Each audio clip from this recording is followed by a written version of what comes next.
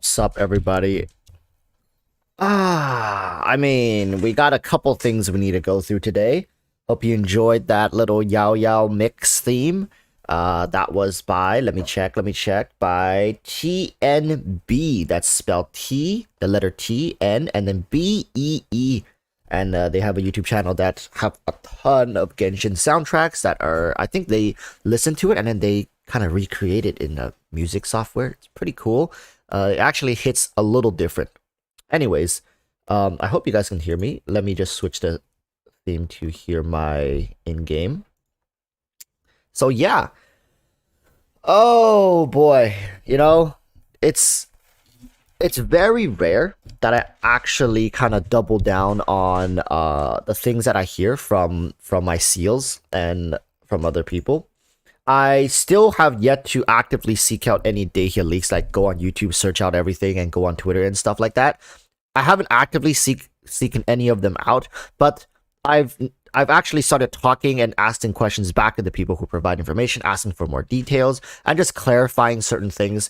I don't think I've ever been this interested in how it's going to go, right? And truth be told, right now, how Dehya turns out could really shape a lot of things, because once it might be an accident, twice it might be a fluke, but 3 times in a row, that's what we call a pattern, right?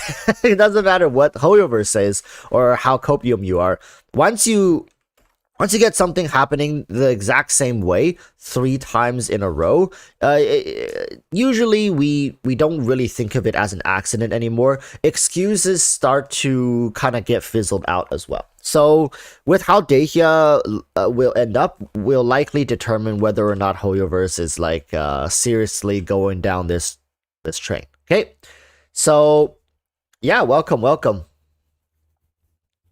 Kyosun Hachiro says, I wanted her to be good. I mean, we all wanted her to be good, right? To be quite honest with you, Sino on his release was already a little iffy, but once Nahida did come through, Sino felt much better. And of course, he's also categorized as somewhat of a hyper carry. I don't know if you would say he's like a through and through hyper carry, but I would like to say he is a hyper carry. So with Nahida, with him, he's gotten much better. So now Dehya is the last of the 3.0 T's units to be released, right? We got all the stuff and leading up to Dehya. So she's the last character. There's close to no excuse for how she functions. I mean, some people could argue saying like, oh well, you need double dendro, and so you need Baiju to make her feel complete, right? Oh, she's setting up for Baiju's release, and then eventually she'll also have better synergies with Fontaine's characters than let's say other pyro characters. I don't know how people are going to twist it to be like that, because we have a situation where remember people saying Sino and Keqing both will benefit from Nahida's release, and that was true, and it ended up being like Keqing was competitive with Sino. I'm not gonna say better, because definitively was she actually still better than Sino in the end. I do think Sino benefit a lot from Nahida's release, and saying he is completely better or Keqing is completely better, I don't think it's fair. I would say those two have become quite competitive with each other. Keqing being a more quick swap and shared DPS type deal, whereas Sino was more of the hyper carry, right? Electro hyper carry. So in fact, I do think Sino filled the gap that electro units had in their rosters, being that electro carries didn't really have a through and through hyper carry. So with Sino, that was nice, right? Like even with some of the characters that we thought was bad, like my case talking about Sino right now is even with the characters we thought were not as good, they eventually did turn out to be pretty neat for what Genshin Impact still is currently lacking, right? Which leads me to Dehya. Which leads me to Dehya, right? So I want to say HoYoverse knows what they're doing, and they likely do know what they're doing, right? I don't think that HoYoverse's plan is just to make a terrible unit. Like period. I don't think that's their plan. Can we all agree on that? I don't think it's ever in Hoyover's best interest to create a unit that is dysfunctional and performs extremely poorly. And then that's it. They are not going to fix it. They're not going to build it around any meta. That's just it. That period. That's just the character. It's a bad character through and through. 5-star. Oh, we're talking 5-star, not 4-star. Okay? So I don't think that's their plan. So then with this leads us to the natural next question, which is, what the hell is their plan? Do they have a plan? That's the next question. What is going on here? Because from what I've heard, and Soul has been very vocal about this as well. If you guys watch Soul's content, he has been extremely vocal about this, which is apparently she got nerfed from the time my video went up. Remember, if you guys have seen my videos, or if you guys have seen leaks in the last like week or so with regarding Dehya, she's even worse now, apparently.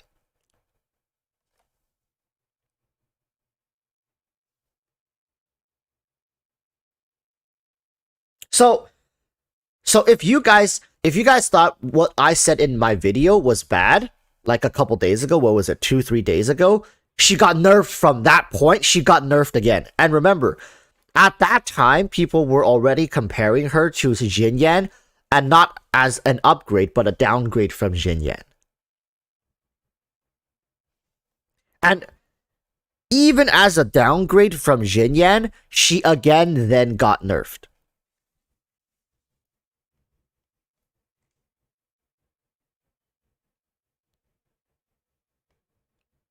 Mike and Cheta says, now I will wait until the character is released. You cannot say that a character is worse when most people had not played the character. There are two things that we, like, I think, Mike, there are two things we need to address here, is that much like Sino, when he was about to get released, people had a lot of things to say, right? Myself included. And I'm not free from guilt when it comes to this, especially as a content creator who spreads a lot of this information, right? There are two things that I think we need to address prior to a character's release. Their potential, right? Like how, like the potential for them to fit into what we have, as well as for the future. Because again, I'm not trying to box all the characters in. Remember, when Sino came out, when Nilu came out, I was saying like, oh, these characters just aren't up to their full potential yet because we don't have Nahida at the time, right?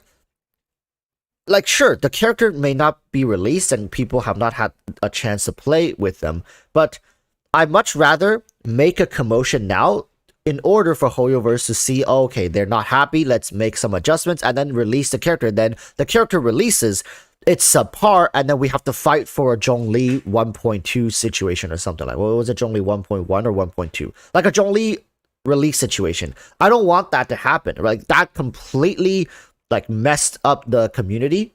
Everybody was either Zhongli was good, don't need a buff. Zhongli was terrible, please buff him. And for like a good 2 weeks, that's all people were talking about.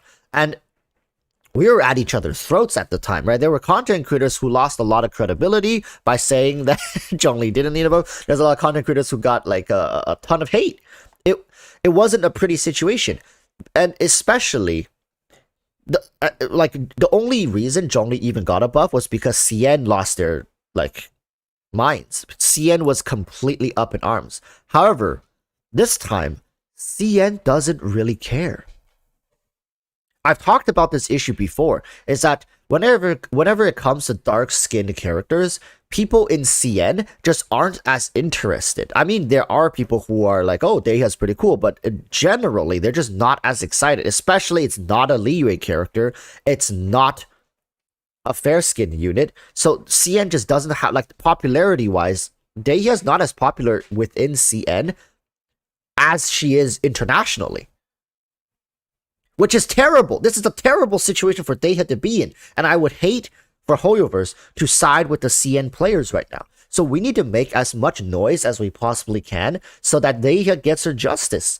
I don't want her to come out to be a niche pyro unit that has like 5 different scaling stats. She doesn't have 5 different scaling stats. She has like 2 or something like that. But I want her to be a functioning character. I want her to be a high functioning character. I want her to be able to slot into different pyrocomps, melt, vaporize, burning, burgeon. That's what she should be. She should be, somehow catering to at least two of these.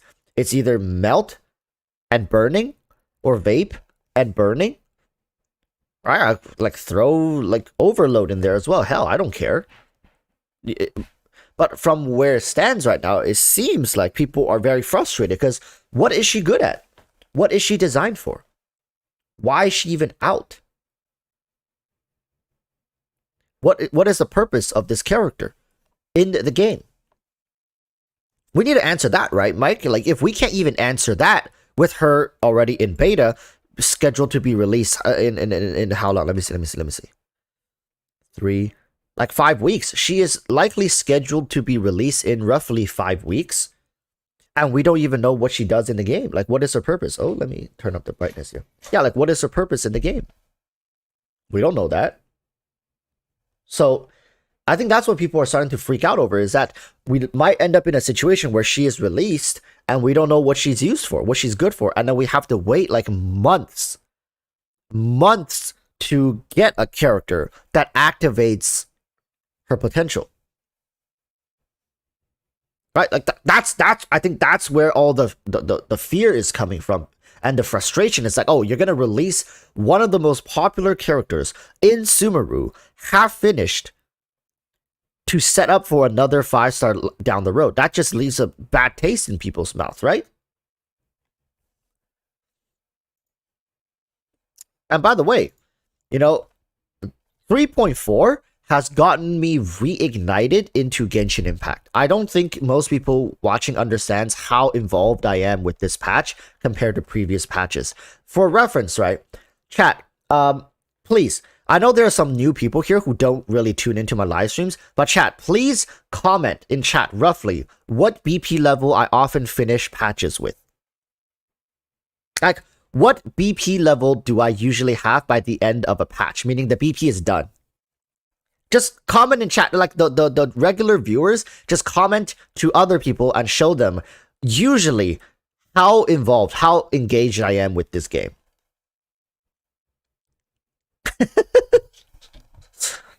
Okay, so never double digit. So here's the thing, right? Allow me to demonstrate, like, without me here sitting and telling you guys, allow my actions, my stats in game to show you how involved and interested I am with this current patch.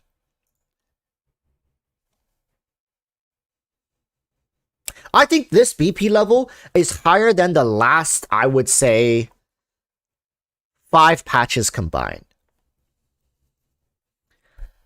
This BP level I have here is higher than the last 5 patches I have played Genshin combined. And yes, you see it right. I bought the BP. For the first time in, I think, over 8 or 9 months, I bought the BP.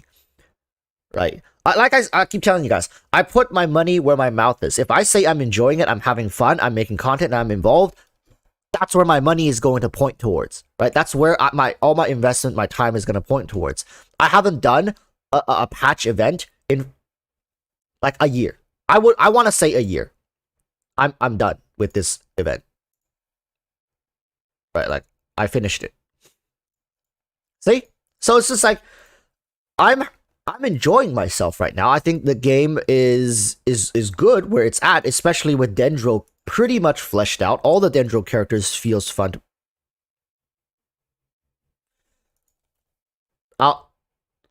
I'll have that fixed later. Don't worry about it. Anyways, Dendro just feels like it's at a great place.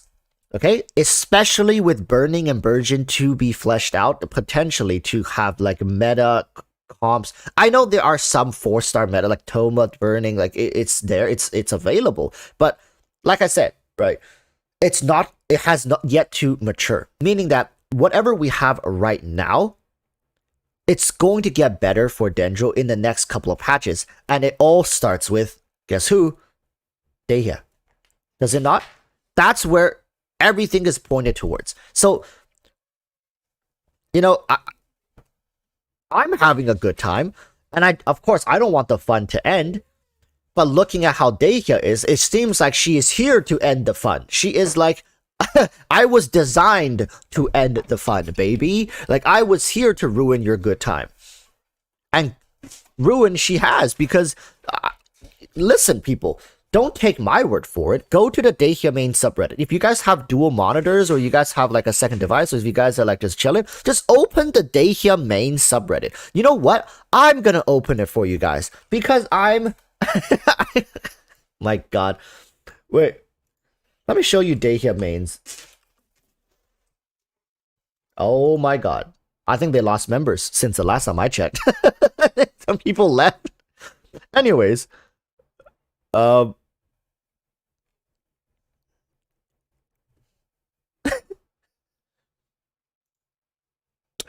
This is like literally you get here and these are the memes. These are the memes. Compared to you, mercs like me are just third-rate amateurs. I've got no actual fighting skills to speak of, but that also makes it a whole lot easier for me to gain the locals' trust. Bro, like these are like the stuff on Dehya main subreddit. Yeah, I main the worst character in the game. Is it obvious? And remember, they're saying this when Aloy's in the game. When Aloy is in the game, they are saying that she is the worst character in the game.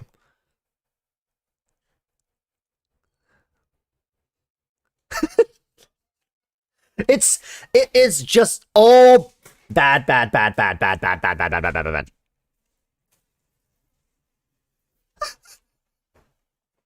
Like, this character, when I said she might be dead on arrival, you know, like, I don't think I was really stretching it. Oh, thank you. Oh, but look at Chad. So we got dinner. Got food buffs. Today we're eating, black bean paste noodles. Some zucchinis. Like, really, people, do you, like, it's, I was like, you know, it's fine if we're getting compared to it's fine if we're getting compared to Xiangling. Right? It's fine if we get compared to Xiangling. But Zhenyan? Bro. Look, and she got nerfed again. Right? Dehya means after beta nerfs. Like, she got nerfed again. Okay, we're not gonna scroll any more down because I'm gonna get demonetized. Why did they not have a NSFW for that? Anyways, you know, the subreddit is just doom posting at this point. It is complete doom and gloom. It's crazy.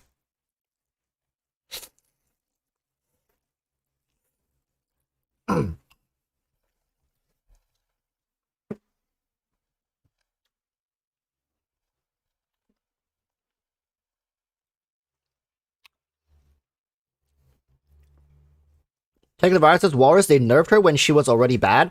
It means they don't want her to be good. I also think it's because they don't see enough sales for Alhaitham's banner yet. I think they're like, wait a minute. Dehya's like we messed up Dehya, did we not? Yo, dude, did we not? Like, I remember I told you last week, dude, make Dehya like as trash as you can make it. Okay, so you made it bad. Then why is Alhaitham's numbers bad? Why is Alhaitham's sales not going upwards? It's like, and the other dude was like, okay, Dawi, listen. I don't think you understand the concept of your own player base. It's that waifu over meta. Alhaitham is not only a dude, so he's not a waifu, and, you know, he's not utterly broken. Dawi was like, so what are our options here? Oh, the other guy was, oh, well, you know, we can either make Alhaitham broken post-release, like buff him, make him broken, give him give him a broader shoulder, more muscular build, and like double all his damage numbers. Dawi was like, what if we make Dehya even worse? And the other person over here was just like, oh, I don't think that is physically possible. She's quite literally the worst character in the game right now. We look at Aloy's numbers, and we made sure she doesn't even come close to Aloy. And Dawei straight up looked the man in the face and was like, so you're saying she is literally the worst character in the game right now. Like, the worst, by far, right? The worst character. Worse than Jinyan? The other person, like, worse than Jinyan. Yeah, we modeled her kit after Jinyan, but then we tuned her numbers to make sure it's lower than Aloy's.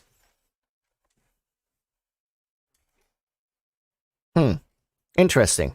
And you're saying our item sales are still not at the point that our company wishes it to be, despite Dehya being the worst character ever. And like, yes, that's what I'm saying. Always like, well then, nerf her again. Make her even worse. Make her even worse. Have you done anything with her constellations yet? It's like, no, not yet. Like, the constellations, sir, but that's where we get all our money. It's like, screw that.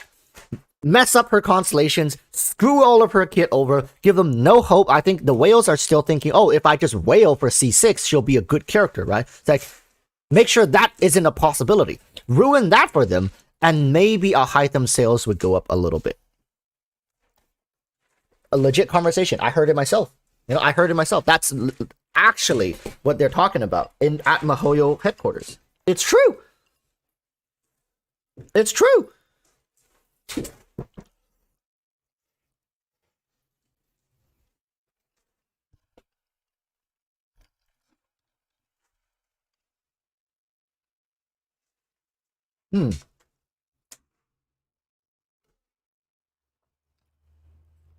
Yeah, locked scaling and cons. It seems like there's a lot of copium, maybe around like constellations for Dehya right now. Maybe. But I think at this point, even people who were originally be like, oh, I'm okay to summon for C1, C2. Now I don't know. Like, are they okay? Are they okay to summon for C1, C2? Are you okay to summon for C1 Dehya?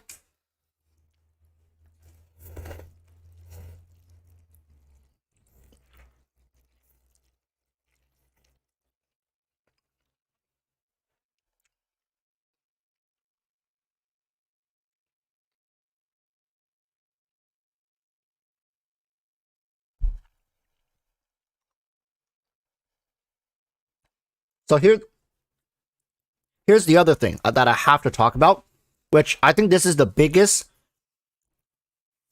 I want to air quote it, right? Biggest justification for Dehya being bad. At least this is the one that people have been talking about the most. And this is something I've said multiple patches ago. Like, at the time, it was just me messing around, being like, oh, it's funny to say this because there's a chance it might be true, but it's not very likely. But there's still a chance. So the theory goes like this. HoYoverse, because they know people look at leaks, they are very aware that a large amount of their player base consumes leaks. So, and also, they're struggling to combat against it, right?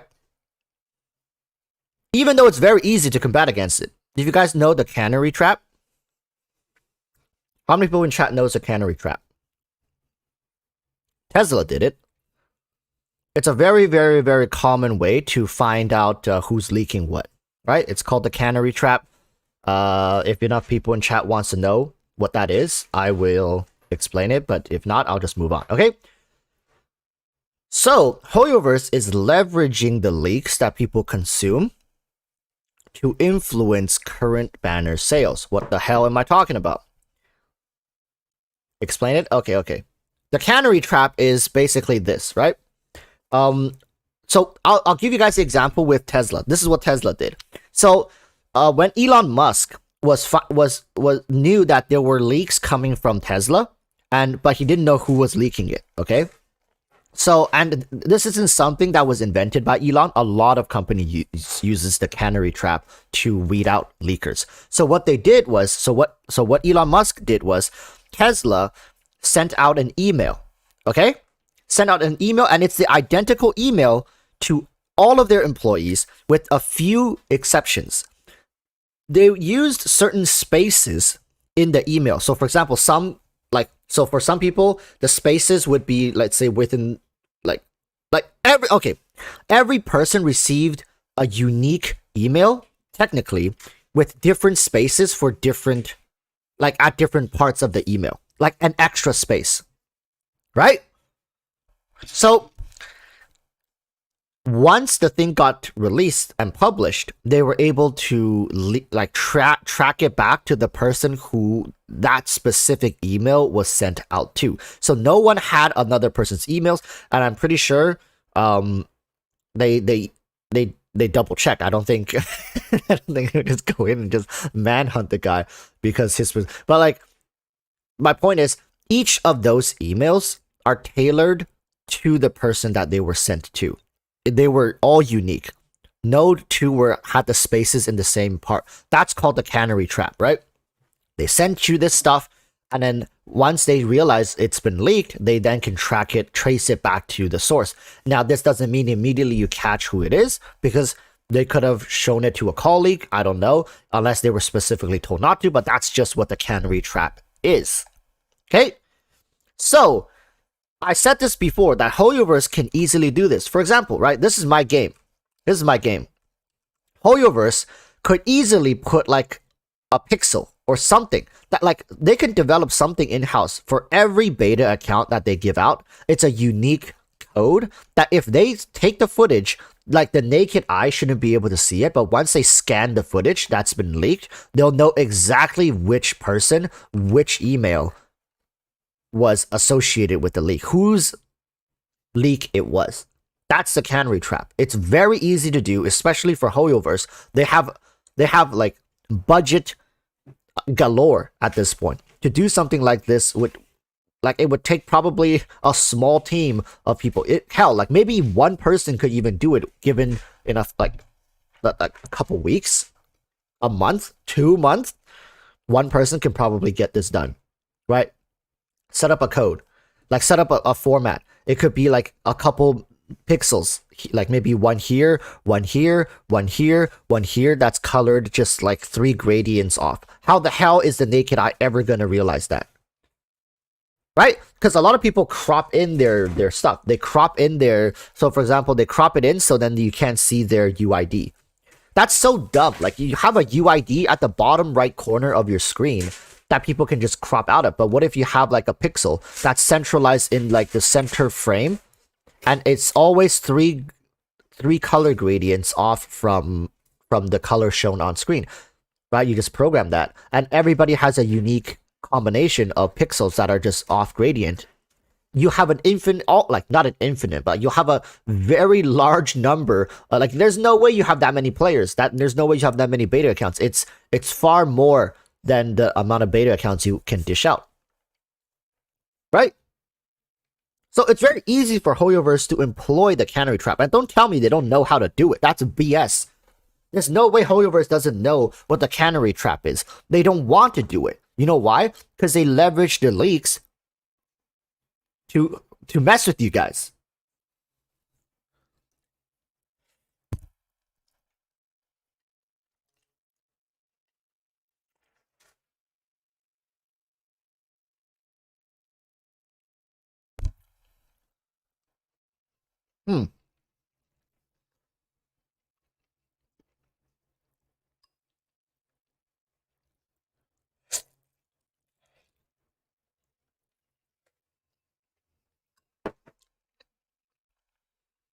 So that's why, in my opinion, at least, I agree with the people who are saying HoYoverse is doing this to Dehya on purpose to drive up sales for other banners.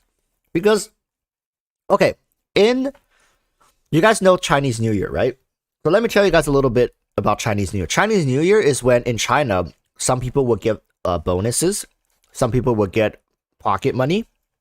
Some people, find it a good time to spend money during Chinese New Year. So it's kind of like Christmas for like the US, Canada, for the West. but in China, it's like Chinese New Year. People splurge a lot during Christmas for gifts, presents, or they buy themselves stuff. They treat themselves, vacations, whatever. In China, it's during Chinese New Year. So right now, we're anticipated to see one of the biggest spending maybe periods in the entire year for Genshin Impact. So anything HoYoverse can do to incentivize people to spend more during this period, they're gonna do. Right? They're gonna make sure to siphon as much money out of your pockets as humanly possible during this specific period of the year. People are very weak mentally during this period, saying that it's very easy to persuade them to pull, being like, oh, I mean, it's Chinese New Year. I work hard the whole year, so gotta start the year strong. They'll find whatever reason they need to justify to themselves that they need this character, that they need this weapon. It really just takes a little nudge from HoYoverse to seal the deal. A very little nudge, just being like, well, there's nothing to save for, right? Dehya is absolute garbage right now. And on top of that, CN never really had an affinity towards Dehya to begin with. Remember, Dehya is by no means a popular character by CN standards. I think Nilou was more popular than Dehya, if I recall correctly, for CN.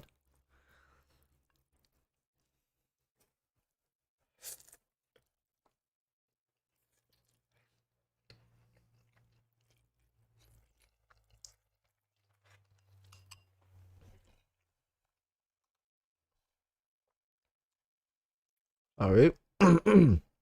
Master says, hello, sir. Hello, hello. 21 month. Oh my goodness. 3 more months for 2 years. 2 years, Master. 2 years. Moonlight says, hey, well, it's just an update on my situation. Just done reinstalling Genshin back. Damn, and finished set up the device and hi chat. Oh, welcome back. Welcome back.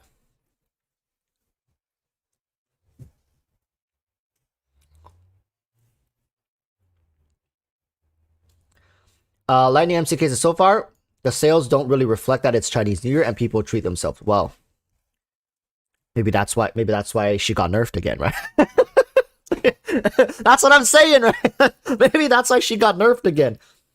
But also, we have to wait until the Hu Tao Yilan banner.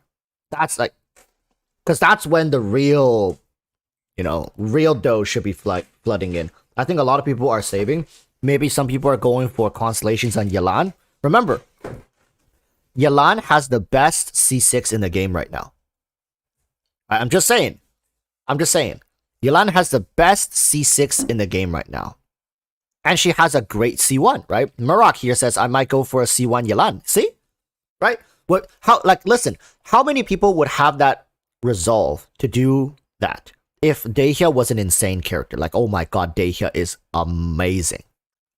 How many people would have the resolve to say, like, oh, I'm gonna go for a C1 Yilan when everybody right now is crazing for Dehya? For example, in a parallel universe. Actually, no, not a parallel universe. In like another universe far, far away. Very far away.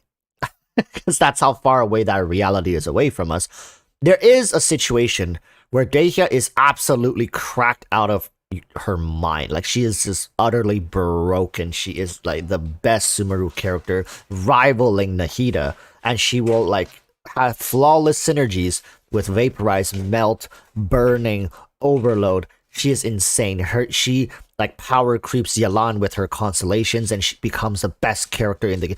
There is a world where that happens. Then Yilan and Hu Tao's banner would be pretty much barren, a wasteland, dead.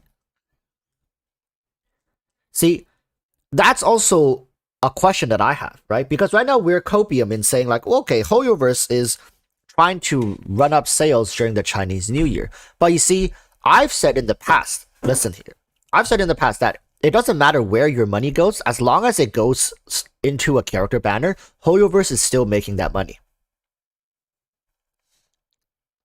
Right? So why should they care? if Dehya is a good character, we're still polling for her. It's not like suddenly we're not going to spend money anymore. I don't get it. But you see, this is why I think she might get buffed again. Because once you spend your money, you're out. You're done. You finish spending, right? You splurge. Then they buff Dehya, and then you're left in a really awkward situation where she is a good or maybe a great character, but you already blew your load, if you know what I mean. Like, you finished. You used it all. Now that's when HoYoVerse can squeeze an extra couple little bucks out of people here and there, right? So I see Baby Wolf asking, should I go for Alhaitham or Zhao for Abyss? I need another DPS other than my Wanderer. If you already have Wanderer, I would say go for Alhaitham, because you can't share your what's her name again? Faluzan. You can't share Faluzan with Zhao and Wanderer, right? It just doesn't work. So one of them is going to have to run without Faluzan, and both of them ideally want Faluzan. So that's why I say, if you already have Wanderer, likely pair your Faluzan with your Wanderer and then run Alhaitham on your other team. Alhaitham has Alhaitham has insanely free-to-play friendly teams. So yeah, very low barrier of entry there. Scully Games says swipe again. Yeah, that's exactly I think what they're doing. Like, if you follow this train of thought, they want to make sure people deplete their accounts. Remember, they can actually track exactly how many Primo Gems each account has, right? They can see exactly how many Genesis Crystals, Primo Gems, and even like intertwined fates, and they can track how many like Star Glitter exchanges.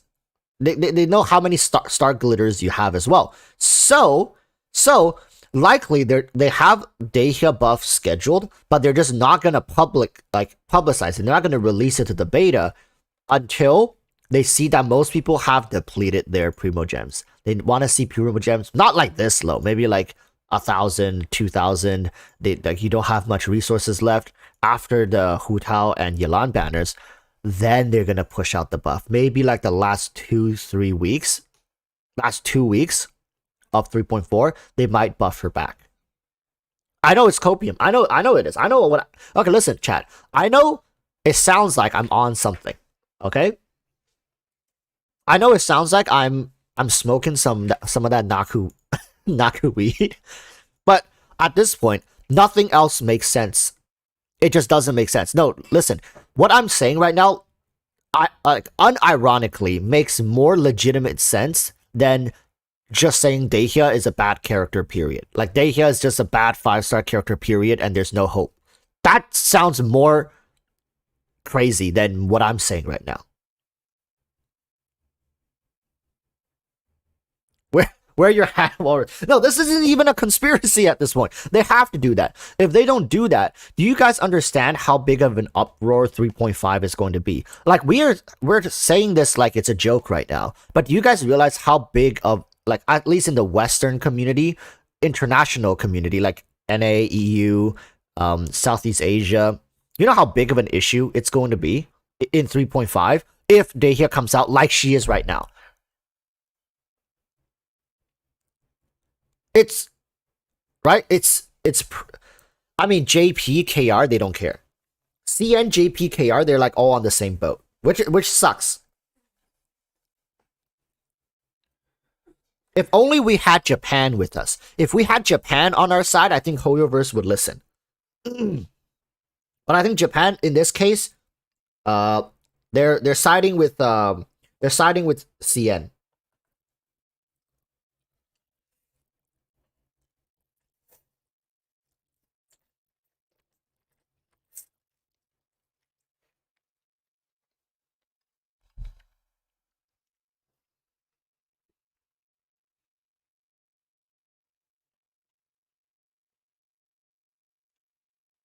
Wasn't Dehya your favorite anticipated character, Walrus? She was.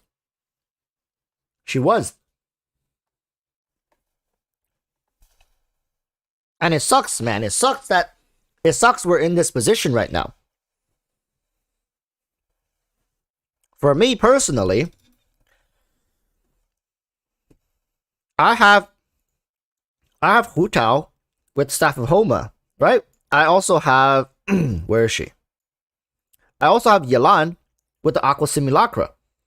My Yelan is C0. My Hu Tao is C1.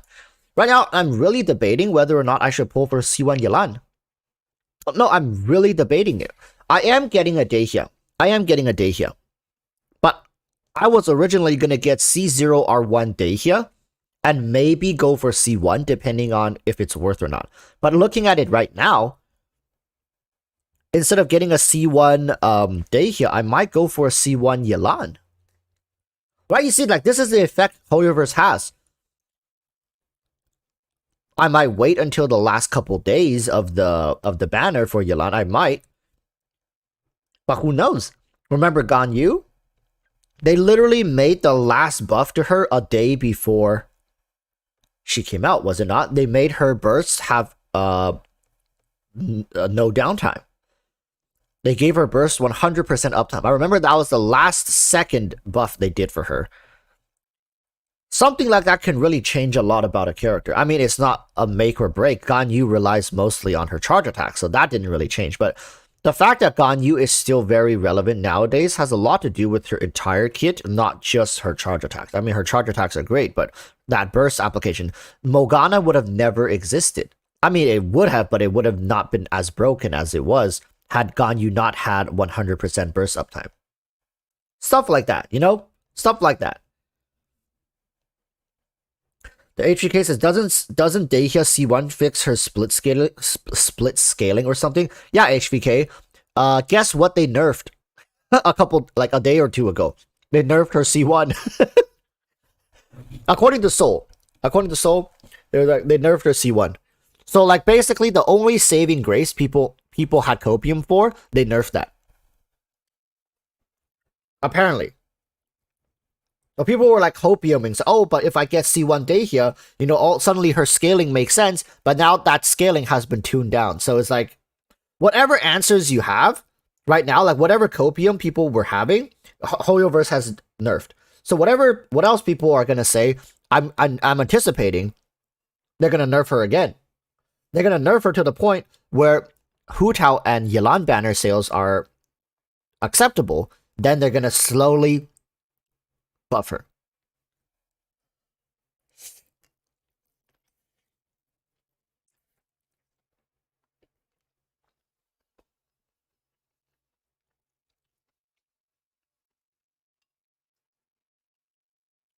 It's sad. It's really sad.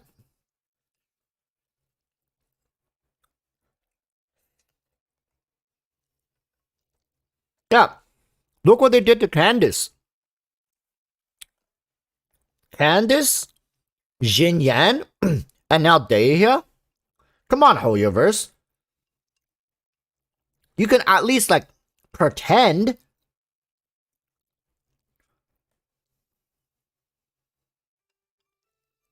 You can at least pretend to care.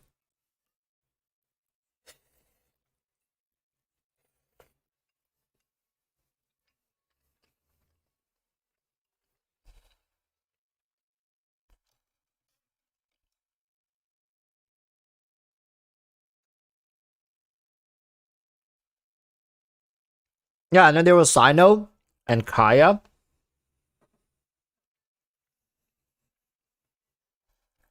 I think Sino right now must be the best dark-skinned unit released to date. Sino. After Nahida's release, he's fine. He's good. He's sitting at a good spot.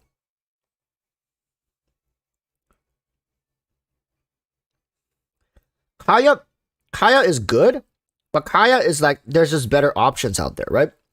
There's just better options out there. I mean, right now, if you want to play around Kaya, you could. You have Shenhe. You have great freeze comps you can play. He's a good character.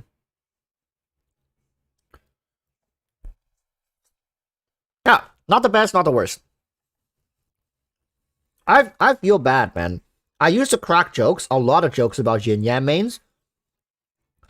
But now I can't even bring myself to say these things because I just feel so bad for these people who are looking forward to these characters. I genuinely feel bad because they get shafted every single time. Every time.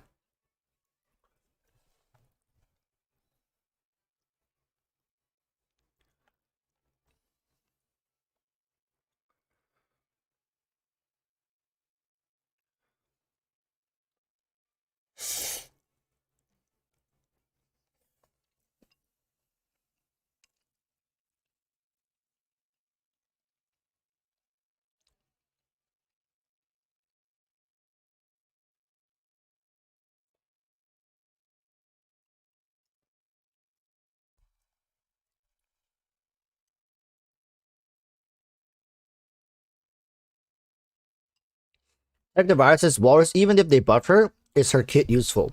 Xingqiu offers the same defensive utility as her and applies hydro faster than she. Okay, when we talk about the intricacies of her kit, I have no idea what the hell it is. Okay, I know.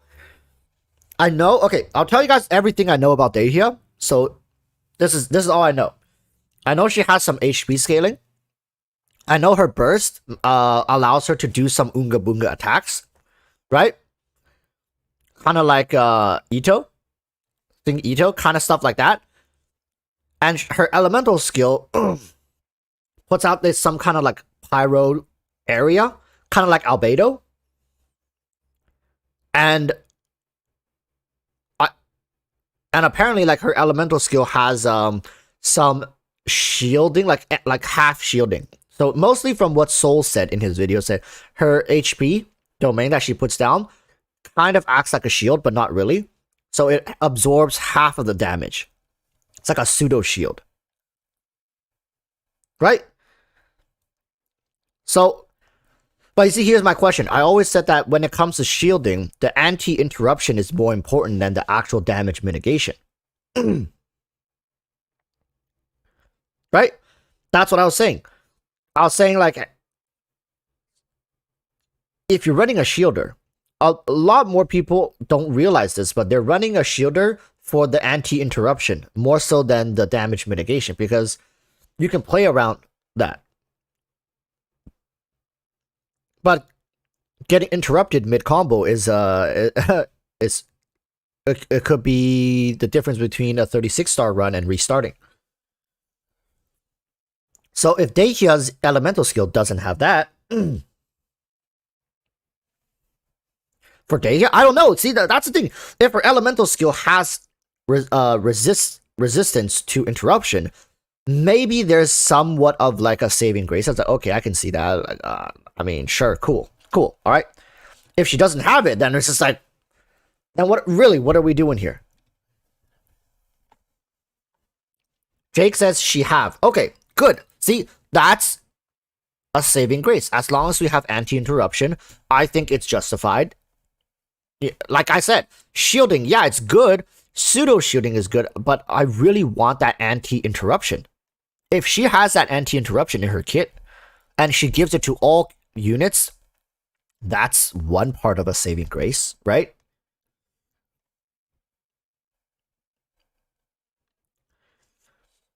But is it good? So it's based, like, think Xingqiu Rain Swords. I think it should be better. I remember Soul said it mitigates half of the damage. Half of the damage you take. I don't know how long it lasts, but that's the extent of my knowledge for Dehya. Oh, and apparently her C1 used to be involving the rest of your kit with HP scaling. So, for example, right now, a huge part of her kit doesn't actually scale off of HP, which is a stat you will likely be building for her. But most of her stuff doesn't scale with it. But apparently C1 makes it so a large part of her kit now scales with HP. So that used to be the saving grace. So like, oh, I'm going to pull C1, then everything makes sense. But apparently now they nerf the C1 scaling back down. So even if you get C1, yeah, now I think it still scales with HP, but the scaling is worse now than what it used to be. And she already had pretty bad base scaling to begin with. Now her multipliers basically got gutted too. Well, not gutted, but like nerfed. So it's like, yeah. It's not like they took it away, they just nerfed it.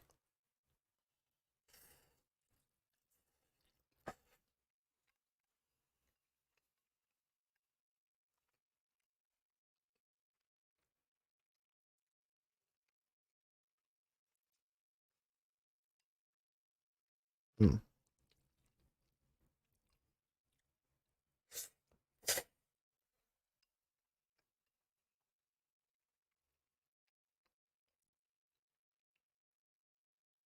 Sorry about this. Let me just... It's just a couple more bites. I'm almost done. I'm almost done.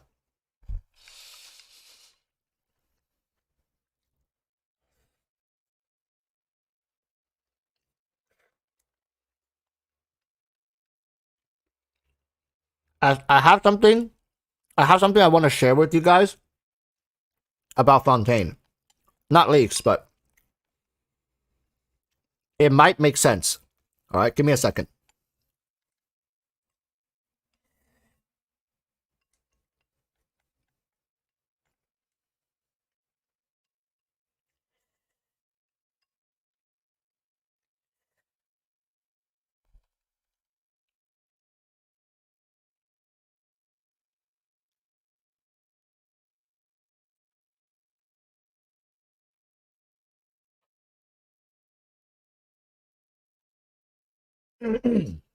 Okay.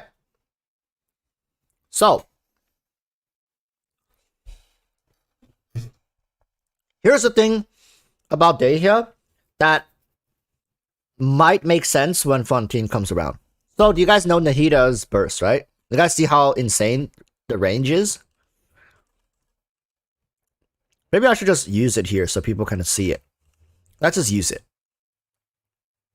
You guys see this range? This burst range? Imagine the Hydro Archon having a similar range.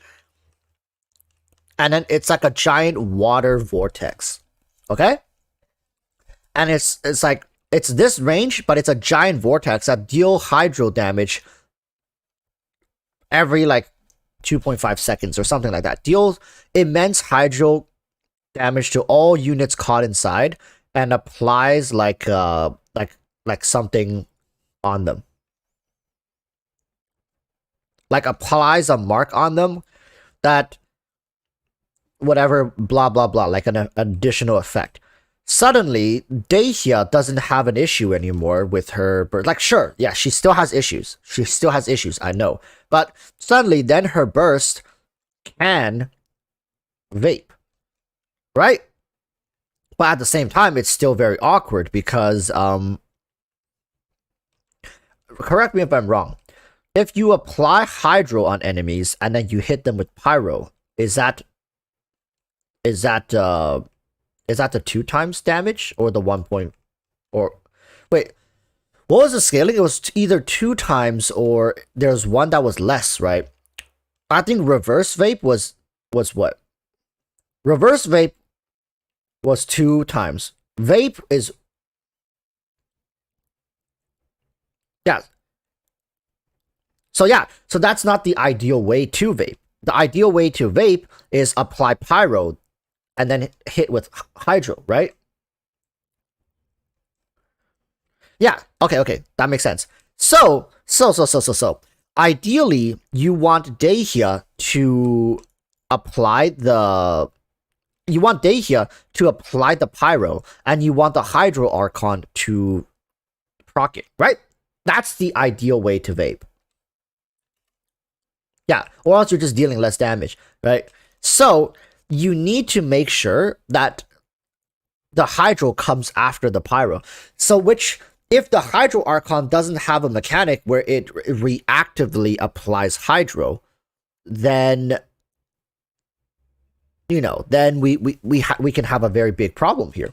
Then Vape could just be inconsistent at best. So apparently Dehya's burst still has bad ICD, so vaping wouldn't really matter. Well, that sucks, because ICD by default is 2.5 seconds, right?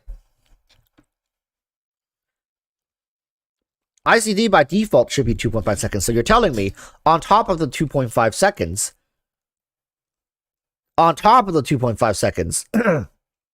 she has additional CD. Well, that's just...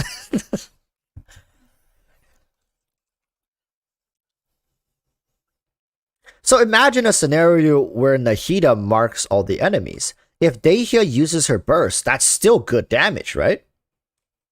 Especially if you have Nahida C2. 20% crit rate and 100% crit damage. You're still, like, Nahida's still probably gonna do what, like, 30k per proc of her elemental skill. Dehya is probably gonna do like peanut damage. But the thing is, Burgeon just doesn't feel like it's a very exciting reaction at this point.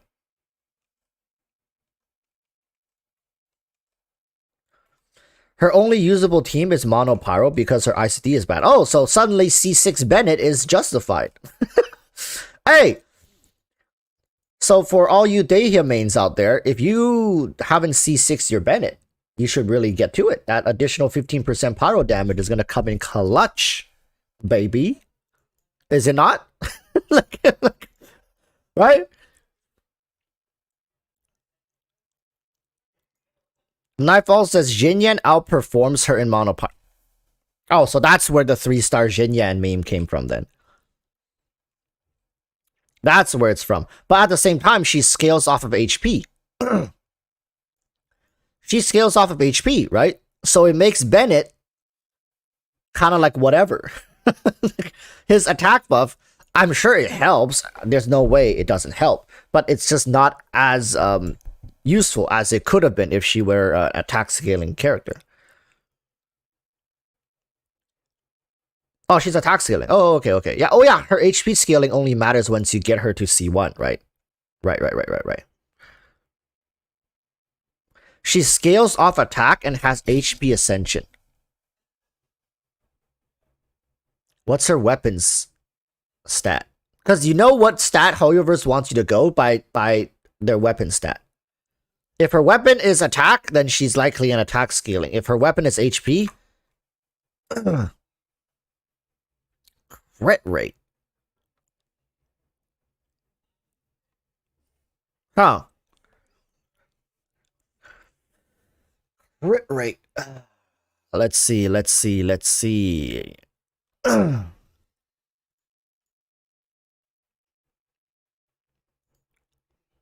is crit damage. Okay.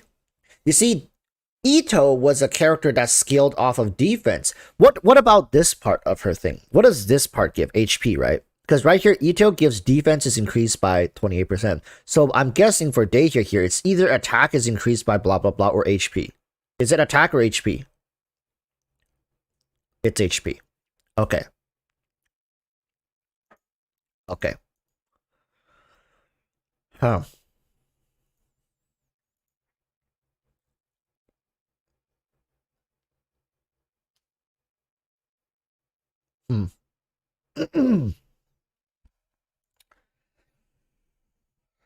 Okay, so I'm still thinking she's an HP scaling character then, because if this part of her weapon is HP, ideally I think Hoyoverse is trying to make her go for the HP route. But if she's going to be an HP scaler, it doesn't make sense. Double Hydro should be her ideal buddy system. It doesn't make sense. It doesn't make sense. Right, like, wait. If she scales off of HP, ideally you want to have double Hydro. Yeah, like, listen. Then the Hydro units just aren't out for her yet. It's just Yaimiko all over again. Right? Once we get to Fontaine, that's when they're gonna flesh her out. Yeah, Xingqiu and Yelan doesn't work on her, so they're waiting for us to get to Fontaine, and then they're gonna unlock her full potential, allowing her to run a double Hydro with the Hydro Archon plus another Fontaine Hydro unit. Oh my god, like she's just gonna be terrible on release. She is. Because like you can't run double Hydro to buff her HP up anymore, because right now Hydro characters just refuse to work with her. Kokomi's like the only one, right? Kokomi, you can run her with Kokomi, but that's kind of copium. I think Dehya's finalized team might be double Pyro, double Hydro. Might be. Like that may be one vape team that she runs in. Then it might be double Dendro, one Pyro, and maybe one Hydro. So maybe in the future you can run her with Nahida. You can run her with Baiju, like Nahida Baiju, and then the Hydro Archon. So Dehya, Nahida, Baiju, Dendro, Hydro Archon, Folklore, right? So that's two of the four characters are going to be new units. And in her double Hydro team and double Pyro team, there's a good chance maybe like you can run Bennett, and then you can run Folklore, and then plus another Fontaine Hydro character. Because you already have Bennett, so you're not running Kokomi, right? So like, I just feel like they're designing her to basically synergize with the future. And we don't know what the hell that is. So you really have to believe in what's coming if you want to hyper invest into her.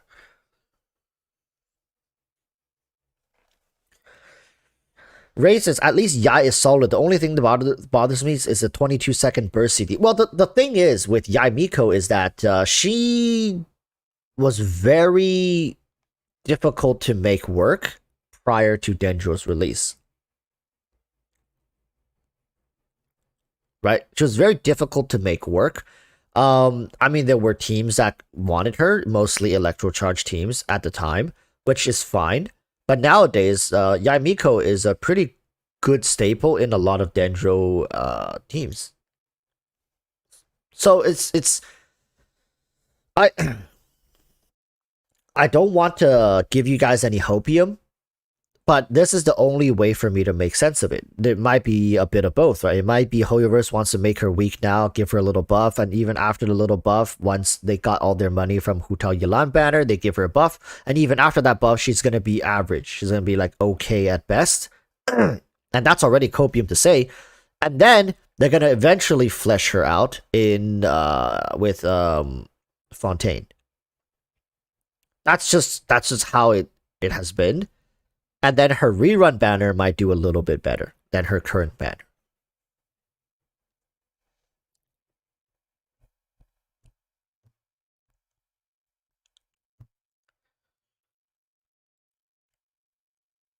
Rathisa says, Yai was able to be used with Raiden, but Dehya isn't with anyone right now.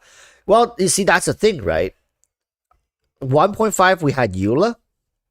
2.5, we have Yai Miko. And 3.5, we have Dehya. Remember in my Dehya video is that what HoYoverse is doing right now is technically double it and pass it on to the next character. Every single patch 0.5 character that gets released is just double the problems of the previous one, and HoYoverse is gonna try to design their way out of it. Sandas is Fontaine is half a year away. Yeah, I know. I'm that's like I'm saying HoYoverse is setting, like planting a seed that they can harvest down the road.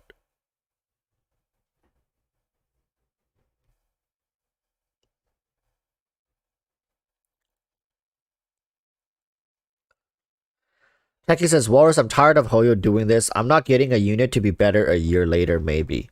Yeah, that's basically what this is. Like, maybe around 6 months to a year later, she may be good. No guarantees, right? She might end up being just doo-doo. Anyways, one moment here. I need to, one moment here, do an account review. And I'm going to review this account in mind with some Dehya copium here. I'm gonna try to review this account with Dehya in mind, with her current kit. I don't think there's a single account that I can look at right now that'll make me go like, oh, I think you need Dehya.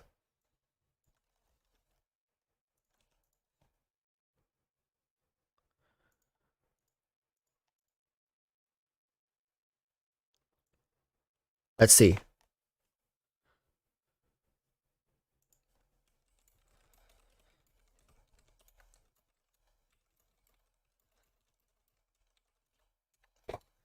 One moment, let's bring up chat here. Let's bring up chat.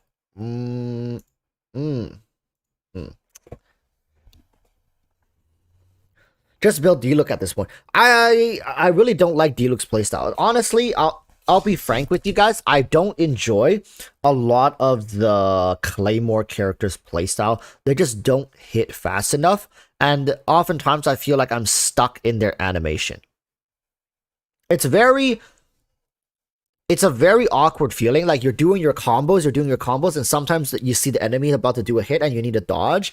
And these Claymore characters, like they hit hard, but every time you have to dodge, you have to restart your combo, which is very slow and just feels hunky. Even Eula, who had a very flowy kit, didn't feel comfortable.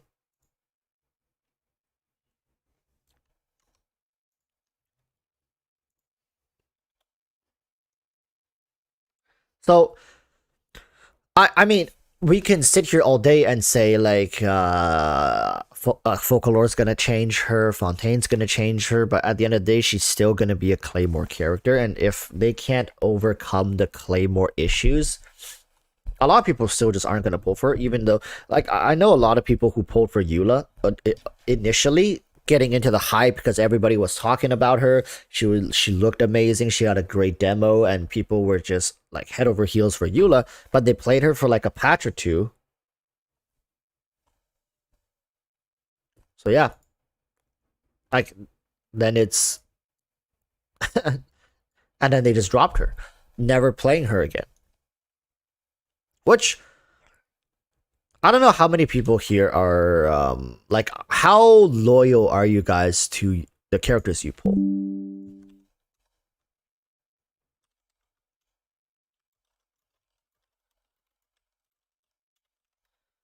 For me, around a year is where usually I start to look for alternatives. A year or two, maybe like give like 2 years, maybe, right? I played Hu Tao now for 2 full years. I played Hu Tao for 2 years. I pulled her in 2021. I believe it was Chinese New Year, sometime in February. And I've been playing, and I pulled her C1 R1. So I've been playing her very, very consistently for the last 2 years. And I can see myself going forward continuing to play her. Because it's very difficult for me to find a character that is as efficient and nuanced as Hu Tao is. She's just, to me, she feels like a complete unit.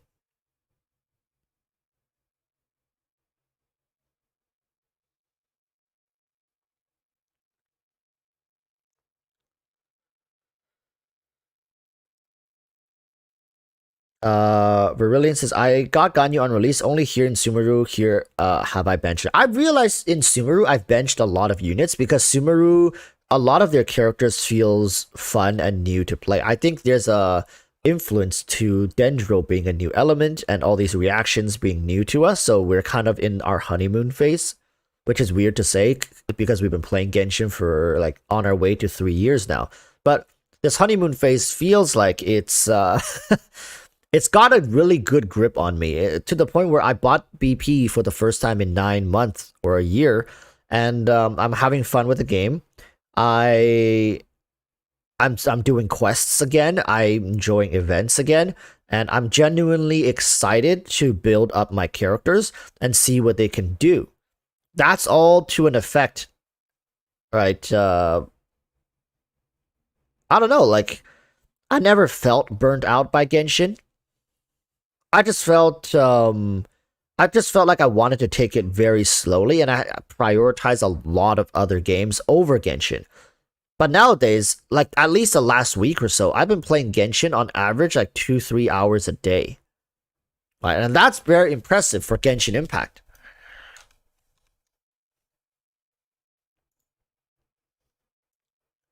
All right, one moment here. We're about to hop into this account.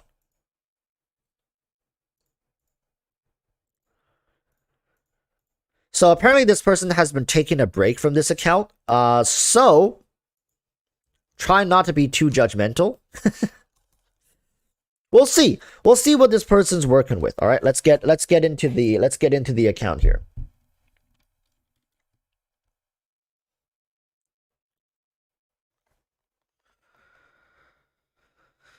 Check the virus says Walrus Dendro is not going anywhere. I don't think new regions with the same old elements will be that engaging. Exactly. So Hoyoverse, now they don't have Dendro to work with. Are they gonna fall back on power creeping?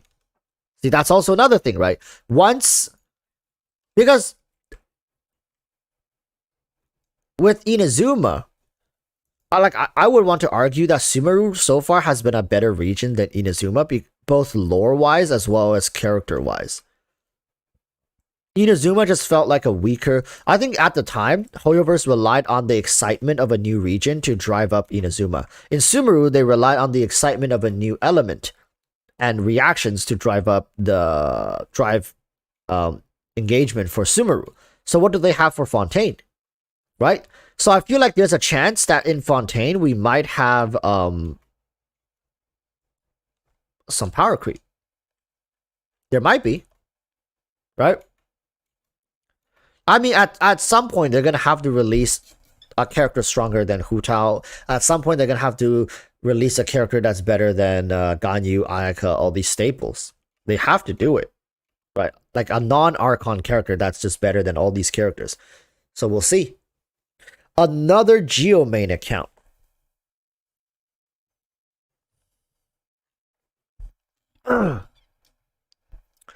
So this account is another Geomain. Wow, these Geomains are just is this also a C6 Geomain? No. C0. Okay, C1, C1. This is actually a very interesting account. They got a lot of units here. They don't have Nahida. Oh my god. They don't have Nahida.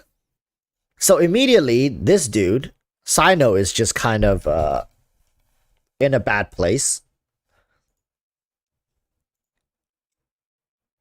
Running the White Tassel R5 Sino with Sith. Wow, this is the catch. Sacrificial Sword. Oh, Solar Pro. So it's a BP player. Man, this is quite the. Oh, they got the weapon for Ito. I mean, wow, this is like a it's like a very free-to-play-ish account. Oh, okay, they have a lot of Welkins. They have not really bought the crystals. When did they start this account? Let me see. Because this feels like an account that's like about like under a year old. Whoa, they started August 11th, 2021. So like a year and a half almost, right? It's not a free-to-play account, but it's not a free-to-play account, but it feels like a free-to-play account is what I'm saying. Huh. And this account feels very scattered. They have oh my. Yeah. They have Wanderer but no Fadozan. They have Sino but no Nahida.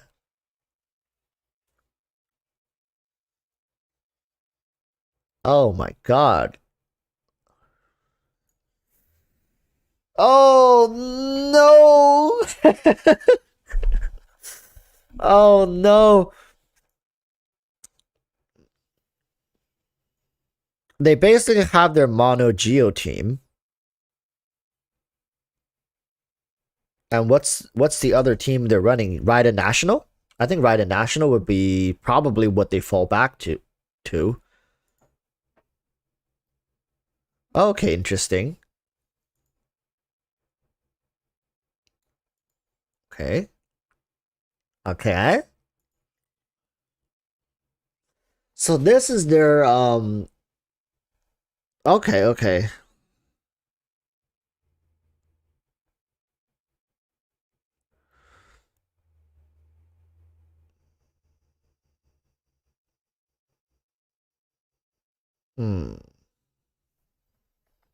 I mean, it's fine, right? Are you struggling with Abyss?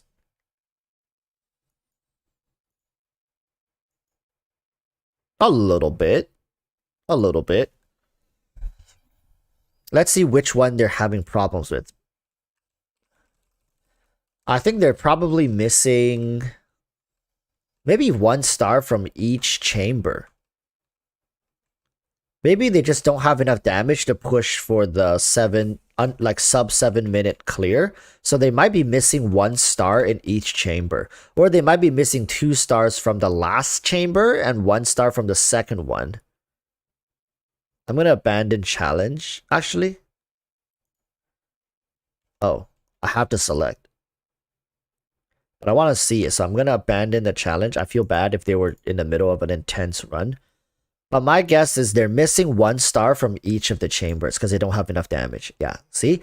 After looking at the count, it makes sense. It seems like they're able to clear consistently, but they just don't have enough DPS for that sub 7-minute clear, right? And you know where that comes from is the lack of synergies.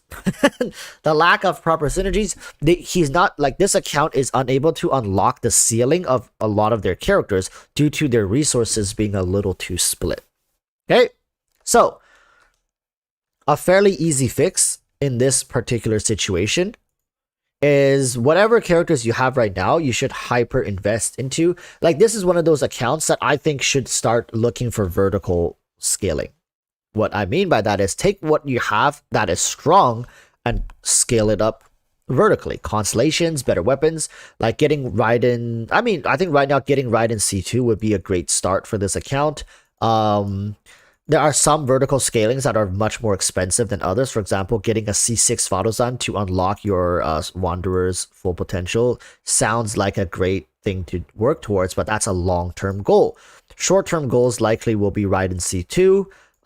Grabbing a Nahida would be a very, very, very good short-term goal that you can work towards. Do you have Kazuha? So now I'm wondering, do you have Sarah? Getting a C6 Sarah, getting a C2 Raiden, these are all short-term goals that you can hunt for. Like, you need 2 more Saras.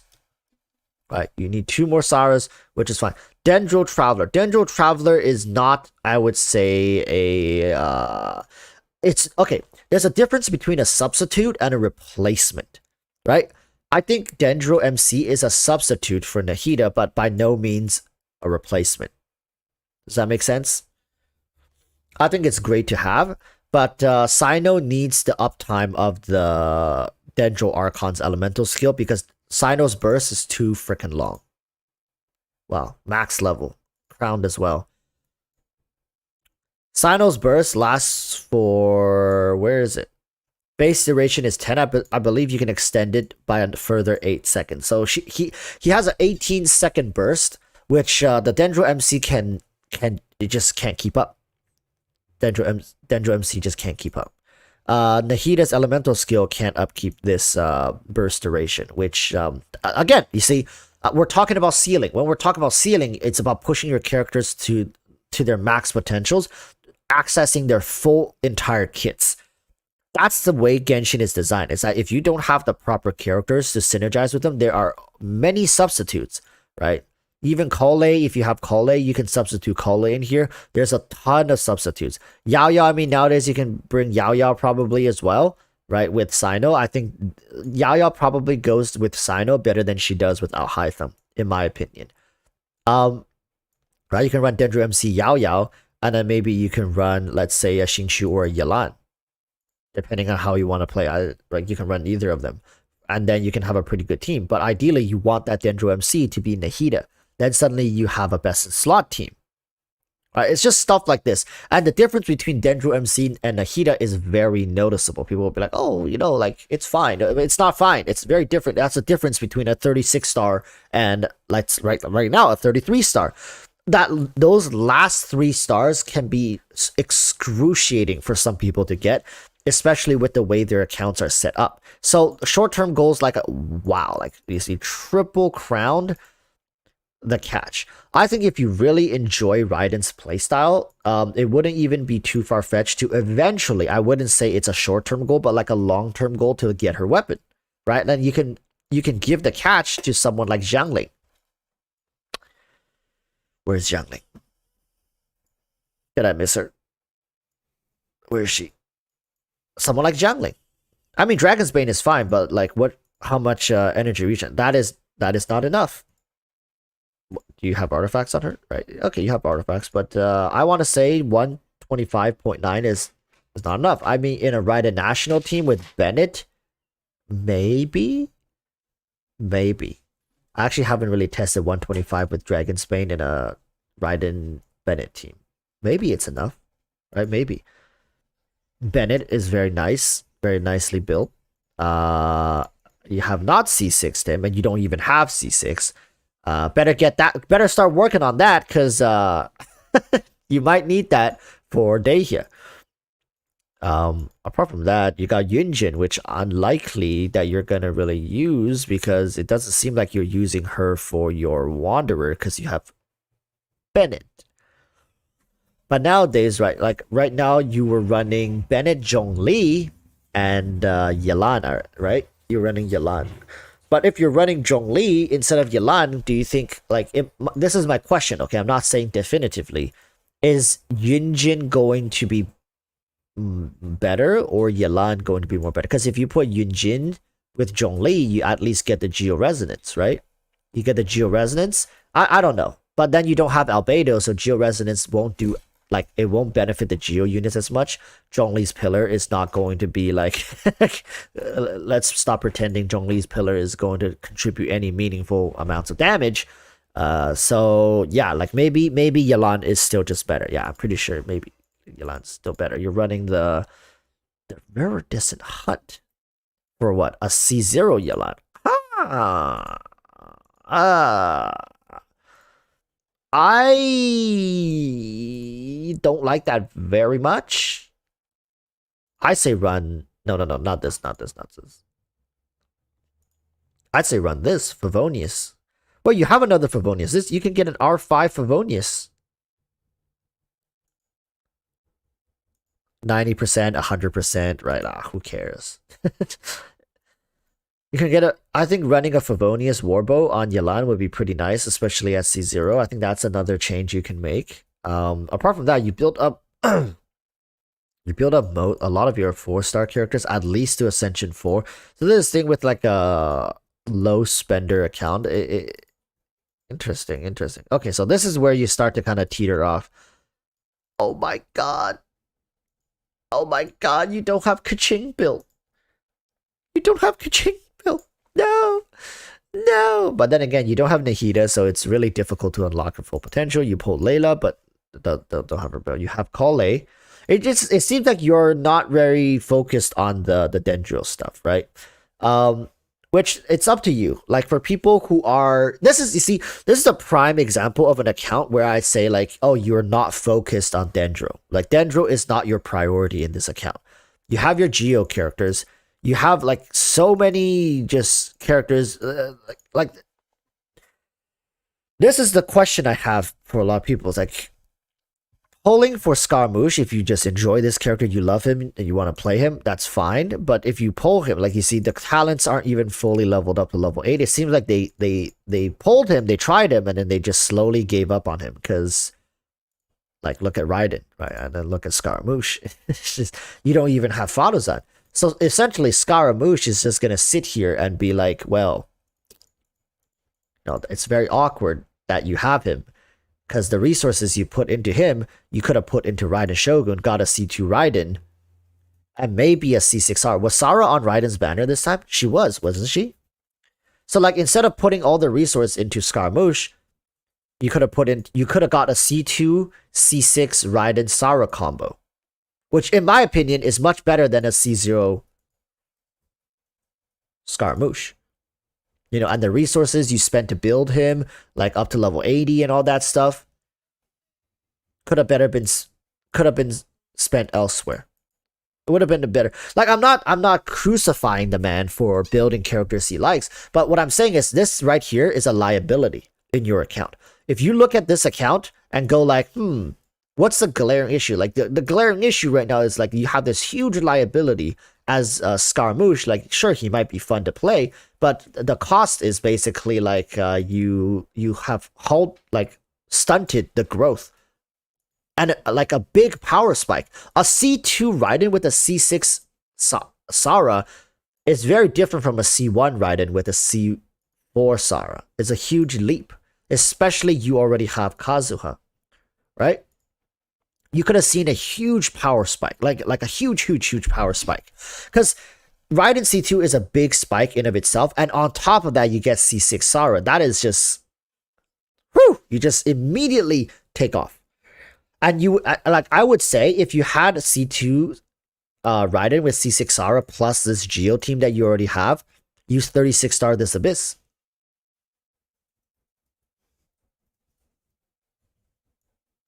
Right? That's the difference. And like, I don't know exactly what you're looking for in this account and how to progress, but if you want direction, this would be a general direction that you can look towards.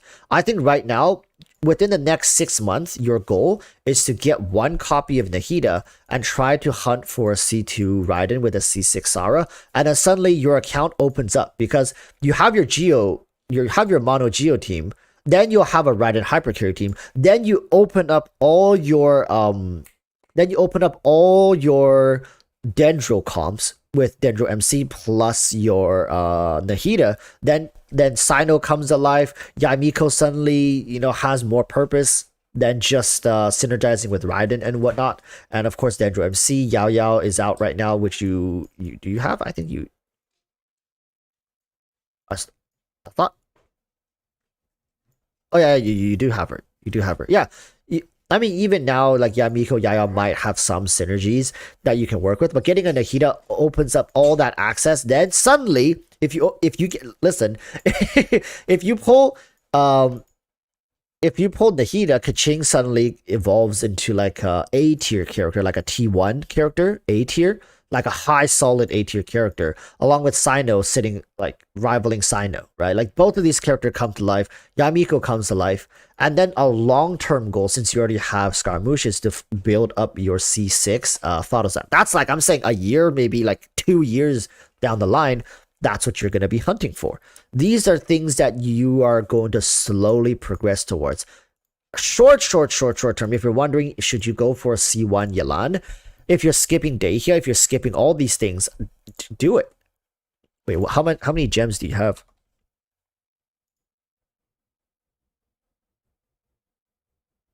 Anyways, let's talk about your long-term goals, okay? Because we need to focus on the future. Nothing like in the next patch or two. I think you should just chill, relax, and focus on like way forward. So, right? I think Kuki is a great pickup you have, but right now it's very difficult to unlock her full potential as well because your Dendro comps are not fully unlocked. Like a lot, you're basically bottlenecked because you don't have a Nahida. I know people will continue saying like the Dendro MC Walrus, why are you running off the dead? Like yes, but I don't want you to funnel all your resources to build into a suboptimal comp. Like you look at how many amazing best in slot comps you have, and if I'm here recommending you go Dendro, build Dendro, you have the Dendro. You see, like it doesn't.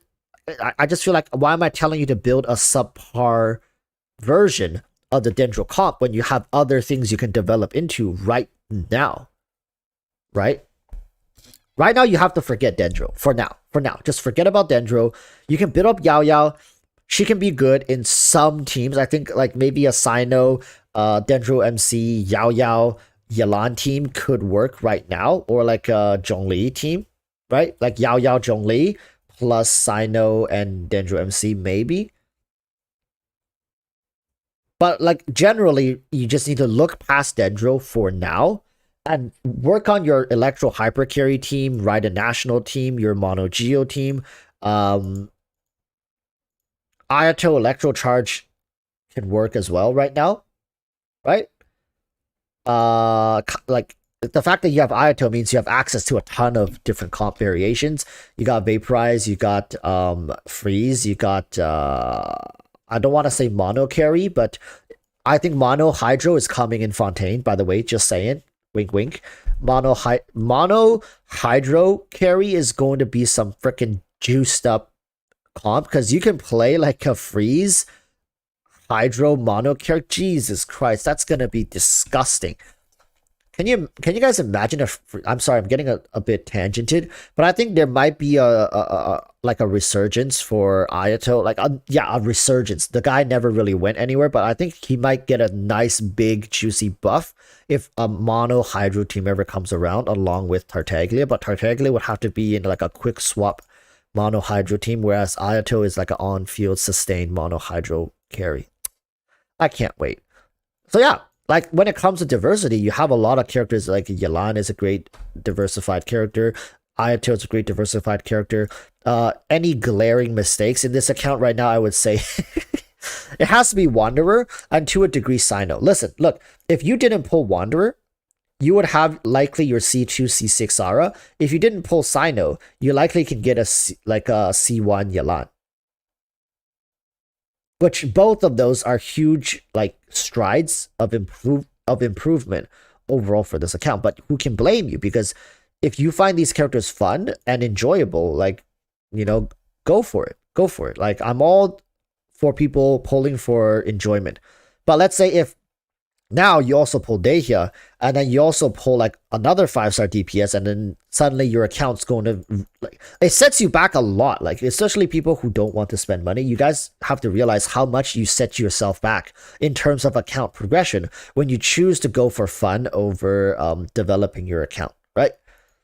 As long as you understand the risk of how, like, what is this person realistically going to do with a Wanderer without a Fadozan, not even a C0 Fadozan, right?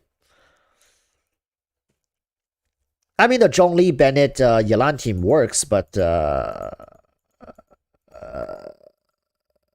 right, that's just my opinion. I mean, if this is an account review, that's what I'm doing. I'm reviewing it, and this is my opinion, right? It's like I would say like drop Sino and just go for Scaramouche, like, and then Fadozan, and just take the funds you put into Sino and put it into Fadozan. Then it makes sense. Or drop Scaramouche and go for Nahida. It's interesting because they chose Wanderer and Sino over Nahida, which Nahida opens up like 7-8 different compositions.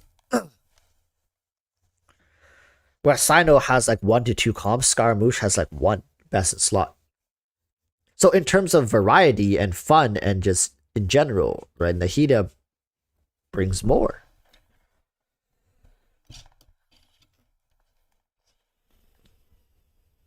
Yayo opens up more comps. Yeah. Yayo opens up a ton of different compositions. But Yayo isn't really like damage oriented, right? So like it doesn't solve this account's problems. It's not like having Yayo, you're gonna get 36 star now.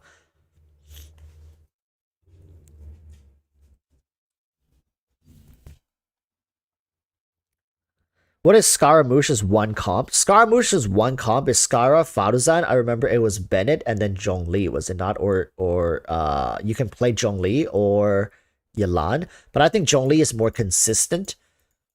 Because right now the problem with Scaramouche is also interruption. He gets interrupted during his like little dance in the air.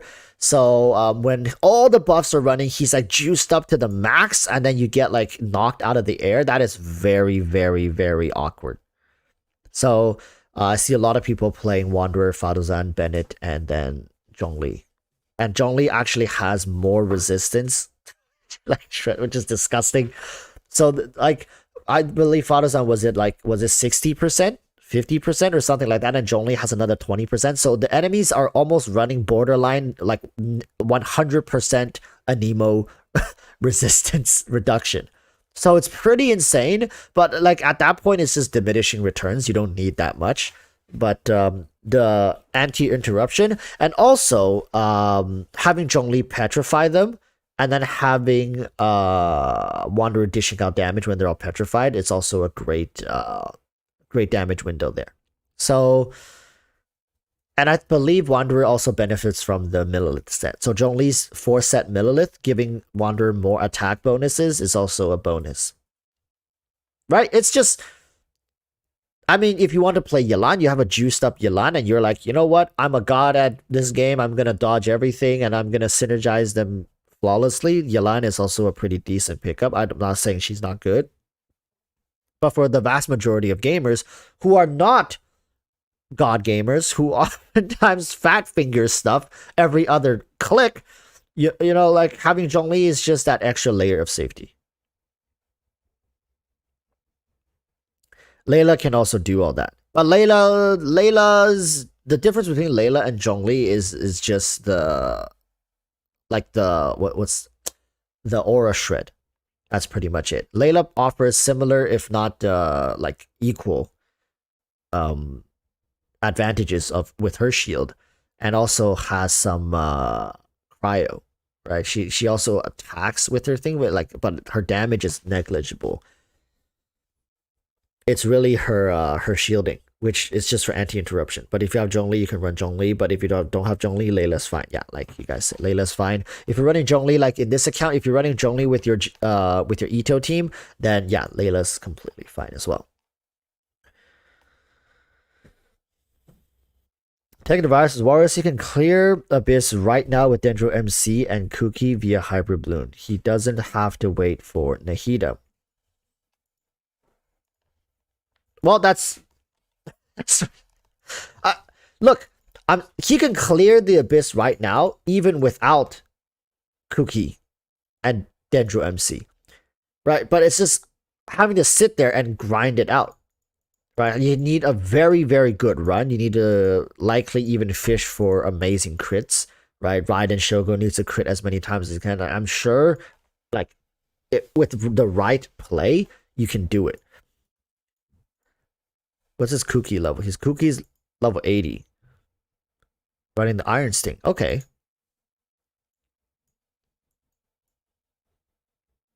Where's the Dendro MC?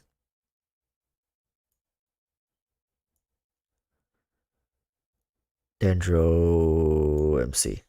Is it Dendro MC level 90? Favonius Sword. Level 80 out of 90. Probably needs... I wouldn't say need. Probably should get it to level 90. I can see it. It also depends on the stats, really. I don't doubt the fact that Hyper Bloom can carry the Abyss right now. But they likely will have to make multiple runs as well, because you need Geo on the second half for Chamber 2, but then you need a healer for Chamber 3. So then you need you need a Cookie team on the second half for Chamber 3. Because I think this team is just going to get eaten alive by the Wolf Chamber. I mean, listen, the worst part about the Wolves is even in your burst animation, you can iframe the damage, but you still get the corrosion applied.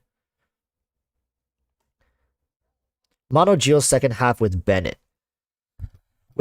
So you're saying, oh my god, just drop Goro. Wait, why is Goro even in this team? I'm not trying to be mean, but this Goro should be benched. I say drop Goro, slap in Bennett. You can try to run a Hyper Bloom team. Maybe. I just don't think this account has enough damage, to be completely honest with you. I think the Ito team might be a liability. Maybe. Maybe. Actually, maybe not. We'll see. Does he have Kokomi? No. No Kokomi. Ito, Goro, Zhongli, Bennett. No. I don't think this... I think Albedo offers more, because if you drop... Because if you have Albedo also benefits from the Geo-Res. I don't think keeping Goro here is going to be as good as keeping the Albedo. Because he has like R5 Cinnabar as well. This account. He has a level 80 Albedo with R5 level 80 Cinnabar.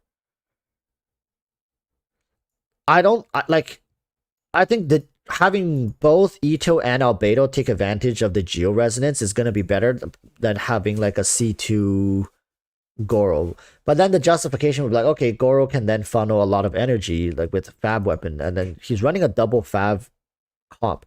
And when it comes to the third chamber, the amount of wolves you'll be killing will be able to generate enough energy back to Ito to basically get him back on burst on cooldown.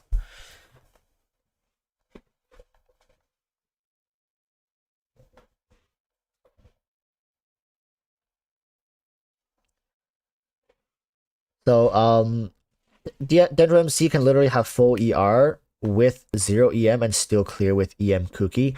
Also, second half can bring any team with Bennett Zhongli as the core. Yeah, so this team will be the second half team. As long as they have Bennett, then they can survive the Chamber 3. Then the first team, Hyper Bloom.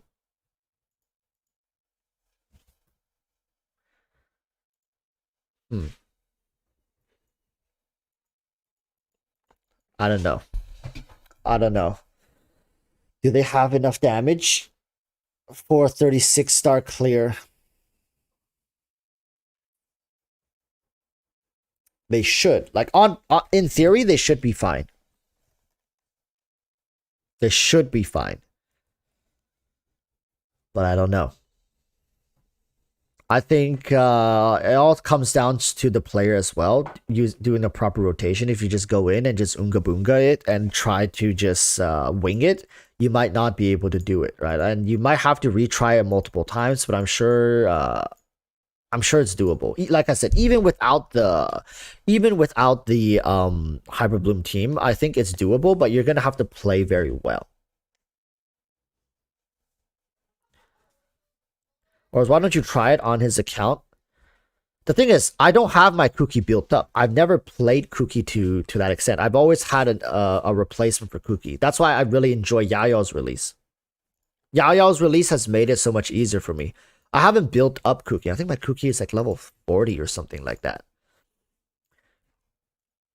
This is the thing, like I've chosen to go with other characters. My replacement to Cookie in a lot of my teams is like Yai Miko, and I choose to run a different healer, either Kokomi or Yao Yao. You say just slap EM artifacts on her?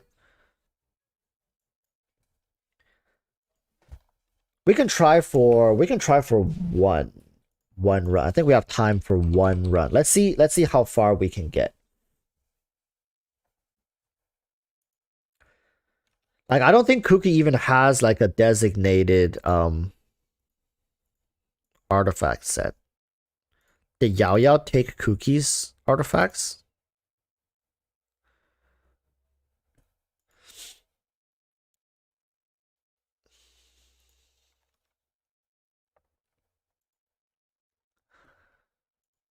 Hmm.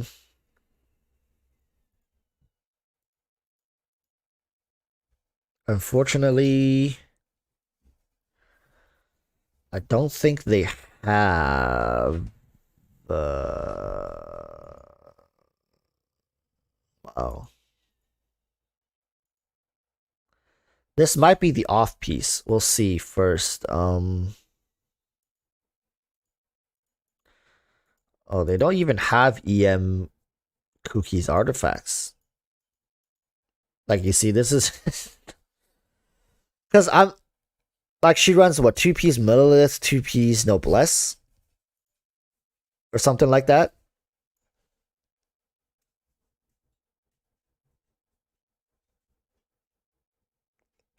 Oh yeah, or you can run Gilded. They don't have any of the artifacts. I mean, you can run 2-piece Wandering Troop.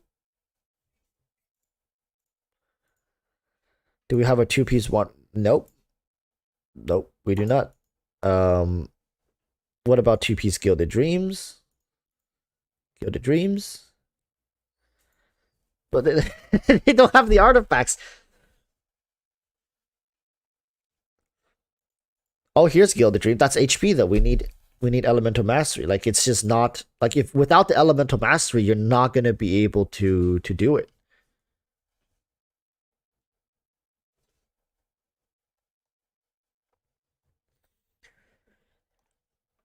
I mean, if this account wants to try for it, you can try to build up Kuki, like a cracked out Kuki. I really say like get Kuki to level 90, max out EM, and go from there. What constellation? C2. Okay, okay.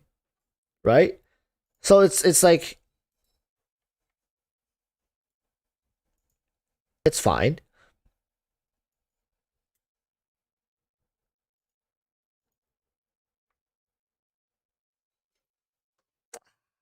Shinobu.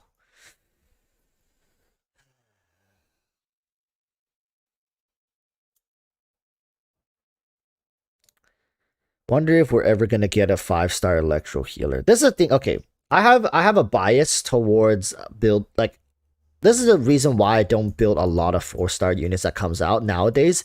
It's because I know a 5-star version of them is around the corner. Soul of an Artist is Cookie Gilded Soul. What up, dude?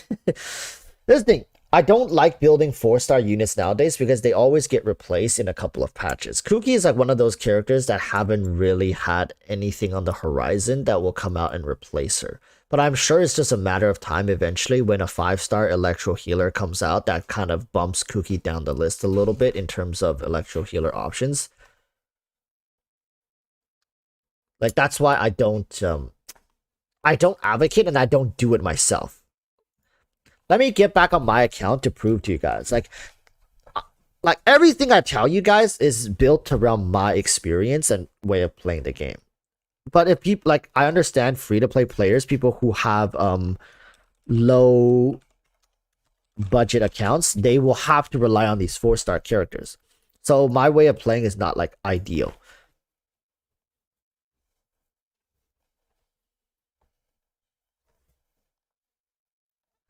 Calvin Williams says Cookie is enough, she's better than enough. Cookie is enough because Dendro is insane, right? That's why Cookie is great.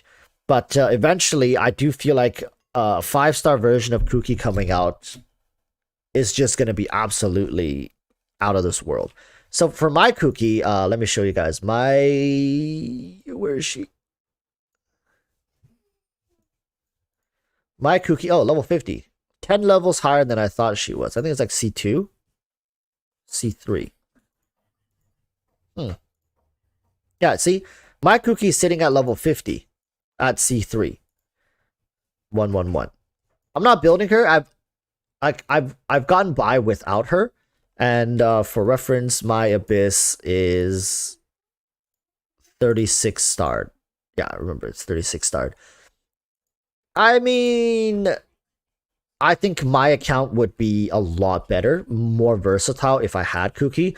But just looking at the amount of characters I have like 20 different teams, maybe more than that I can build and play. Right? I built a lot of my characters. Not all of them are level 80, 90. I think it's up to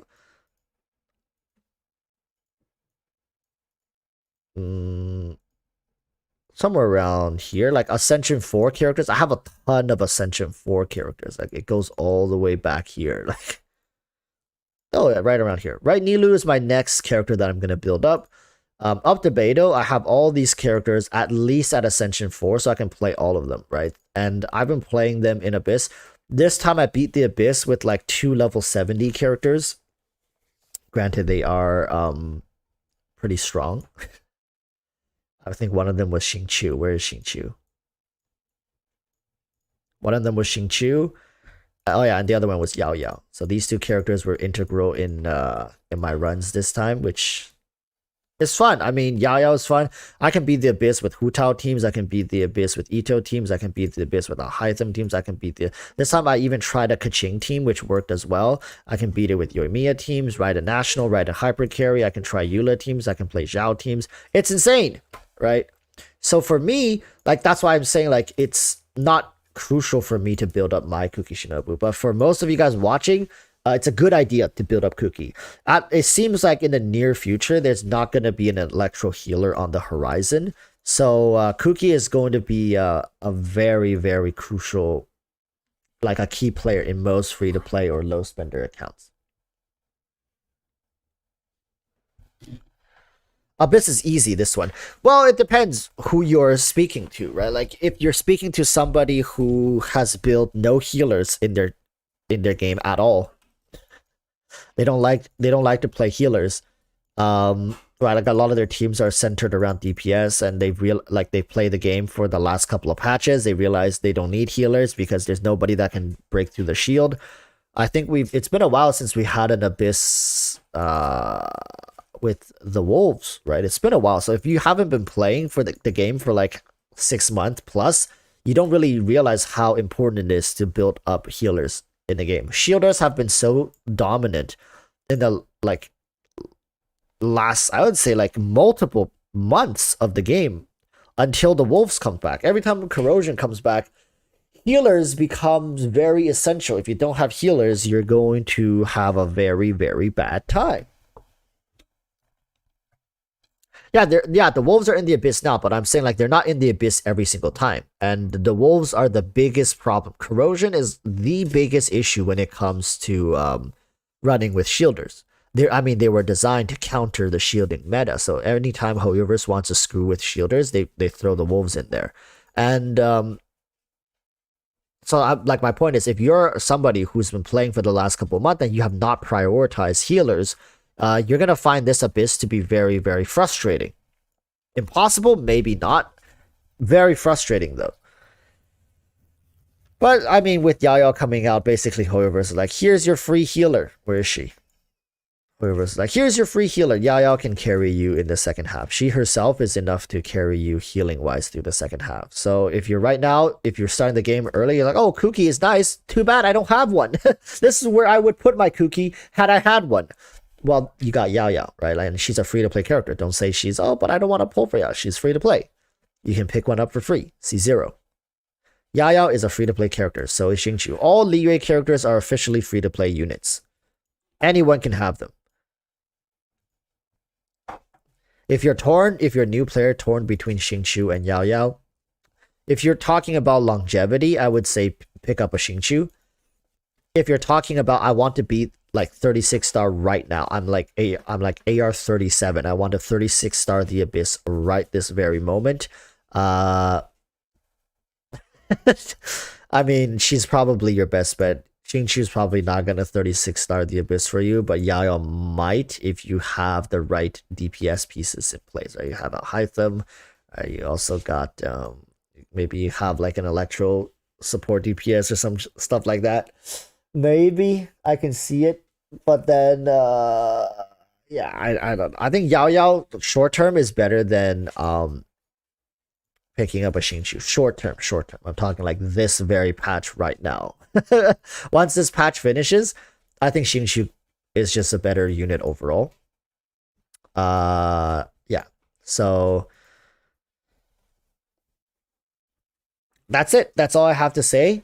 Personally, when it comes to Dehya, it's such a shame she's going to be gutted like what they did to Yaimiko and whatnot. But this is the way of Genshin, right? It's patch 1.5, 2.5, now it's 3.5. Sorry, Dehya mains. I was going to pick her up and really go crazy, but at this point, I have a ton of amazing videos lined up for Dehya if she turns out to be bad. Like, dude, we're about to put on the whole clown costume and just go to town with this character. And we're like, at this point, Dehya mains, we're not laughing at you, right? We're laughing with you and hope you're laughing with us because, you know, just take it for what it is. It's like a cruel joke. But yeah, that's going to be the stream. Thank you guys so much. This has been a very big stream. I'm sorry I wasn't able to keep up with all the chats. Like you guys saw, we were up to 400. I didn't put any chat restrictions and I just wanted to get my points across, and I was trying to like bounce off of chat. I'm not used to these huge streams, but always welcome people to come through. Just a moment of silence for the Dehya mains. I mean, we memed on them a little bit here, but truly from the bottom of my heart, I feel bad for people who have been waiting for a character for like a good part of half a year, just to now realize the character is kind of being shafted by HoYoverse. Truly, F in the chat for Dehya mains. But you know, we'll keep an eye on this news stuff. We'll try to keep up to date with it. Stay tuned to new videos. I'm going to be posting more shorts. I'm currently speaking with somebody on working with shorts. So hopefully you guys will see some of my content in the form of shorts popping up here, both on the channel and also maybe elsewhere. But yeah, apart from that, exciting stuff in general. We have the Hu Tao banner and the Yelan banner, Hu Tao and Yelan banner to go as well before the Dehya train wreck. So good luck, everybody. I'll see you guys around. Till then, urge y'all to stay safe. Peace, peace. Bye bye.